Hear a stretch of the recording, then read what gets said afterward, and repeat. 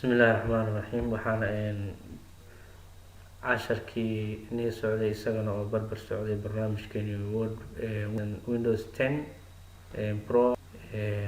waxaa dhinac socda oo barnaamij la yiraahdo office 2016. waxaan arkaynaa bal casharkan inoo xigay casharkeeni home baan ku jirnay. home waxaan soo qaadanay waxa la yiraahdo pointiga.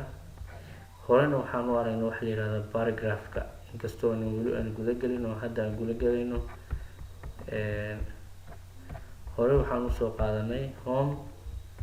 waxaan kaloo soo qaadanay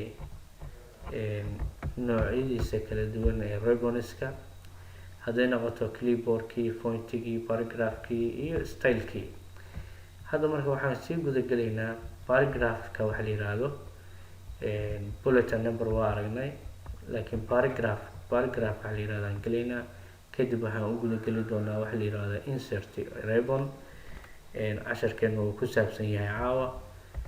haddaba aan highlight saaro paragraphka koowaad oo casharkeena caawa.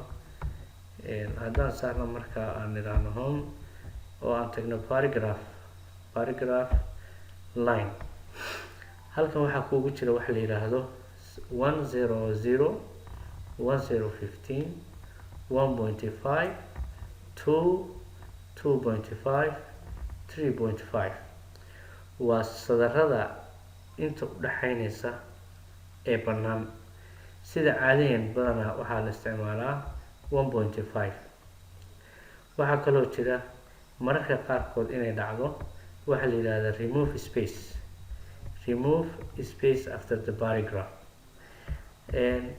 labadan paragraph dhexdooda ka saar wixii ku jira space ku jira.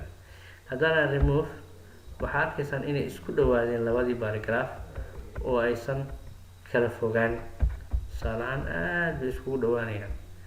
aan soo balfiir aan ku xijino kan ku xiga. highlight baa saareysaa, waxaa leedahay remove the paragraph. home baa tegaysaa, waxaa soo fureysaa paragraph lineka, waxaa imaaneysaa remove space after the paragraph. ama add waa ku dari kartaa ama waa ka saari kartaa, hadba sida ajaasha. add waa dhihi kartaa, waa kusii dhihi kartaa. so marka remove waxa weye ka saar meesha. wax paragraphyadan lines oo u dhexeyn karaya ma jiraan. marka badanaa waxaa saxa paragraph lineka inuu kala fog yihiin, sida sharafta oo quruxda ah inay tahay sidaan. waxaan kaloo haddaba usii gudageli doonaa isla home. waxaa aragtaa waxa la yiraahdaa fartu. mar walba horta highlight inaad saartid waa muhiim. fartu inay leedahay size kala duwan, style kala duwan inay leedahay. for example stylekan aad u jeed normal, hadba waa nooc waa arki doonaa. waxaan ku qaadan doonaa markaan sameynayno waxa la yiraahdo table of contents. markaan sameynayno heading 1 heading 2 titlekii, subtitlekii kasii subtitlekii. insha allah markaa report qoraysid waxaa haboon oo qurux badan reportka markaad diyaarinaysid inaad u sameysid waxa la yiraahdo title, subtitle, headingkii iyo head 2gii iyo titlekii iyo inaad u sameysid. oo weliba aad u sameysid waxa la yiraahdo table of contents. hadda sida aad la socotaan buugaagta la qoro waxaad ku arkaysaan table of content. for example pageka koowaad, boggaysa koowaad waxaad ku arkaysaa waa hordhac. for example pageka labaad, boggiisa labaad waxaa ku arkaysaa in lagu leeyahay waxa weeye ammaan, something like that. hadda for example report baad qoraysaa. reportka aad qoraysid wuxuu ku macaan yahay, ku qurux badan yahay in aad u sameysid waxa la yiraahdo heading 1 iyo head 2 iyo title, subtitle iyo mini title. subtitlekaas sii kala baxbaxa. marka waxaan ku qaadan doonaa isla casharadan soo socdo casharkan ku xiga. waxaan kaloo hadda caawa arki doonaa waxa la yiraahdo breaking pages oo waxaan u gudbaynaa maadaama inta badan home aan soo aragnay barnaamijkeeni ka horeeyay barnaamijkan ku aragnay waxa la yiraahdo waxaan u gudbaynaa insert ribbon. insert ribbon waxa ugu horeeya waxa weeye page cover iyo blank page iyo page break. page break marka muxuu yahay? for example boggeen aniga boggeyga igu horeeya wuxuu waaye partiod waxaa yidhahdaa warqaddu inay dharar tahay. halkaasaan tegayaa, meesha u hooseysaan tegayaa, click baan siinayaa, waxaan leeyahay warqadan ugu horeysa waxaa ka dhigtaa waxa la yidhaahdo partiod ka dhig, laakiin warqadda xigta waxaa ka dhigtaa waxa la yidhaahdo landscape. insert baan tegayaa, waxaan dooranayaa waxa la yidhahdo page break.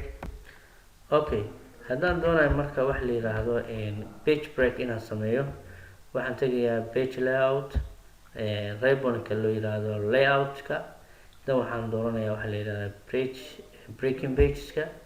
waxaan tegayaa markaa kan la yidhaahdo even next page breaker, insert pageka xiga iga dhig page kale for example, then click baan siinayaa. haddaan kan imaado waxaan tegayaa rotation, waxaan leeyahay landscape-ka ka dhig. maxaa marka halkaa kaaga muuqday pagekan kore inuu yahay partiod, pageka xigana inuu yahay landscape. haddaan dib u noqdo wax yar oo aan casharadeenna idin tuso, halkaa waxaa ka aragtaan in labada page ee aan kala doortay midka koowaadna uu yahay partiod, midka xigana uu yahay landscape. haddaan doonayo kan kaloo kan kasii xiga ayaa waxaan ka dhigi karaa partiod, waa isdhaafdhaafin karaa sidii aan doonayo. waxaan arkay dhalinyaro badan oo arrintan ku dhibtaysan, marka sidaana looga gudbi karaa. aad baad umahadsantihiin. casharkeena caawa halkaan ku egyahay waxaan idin rajeynayaa dhammaan ardayda daafaha caalamkeeda ka daawata barnaamijkan ku baro afkaaga hooyo computerka. waxaan idin rajeynayaa si aad ula socotaan casharadan taxanaha ah ee wax ku oolka idin ah. intaana aqoon barnaamijkan inaad subscribe gareysaan youtube-ka la yidhaahdo shibdar shire, search leh, subscribe saar, gambaleelkana furo. aad baa umahadsantihiin. thank you very much.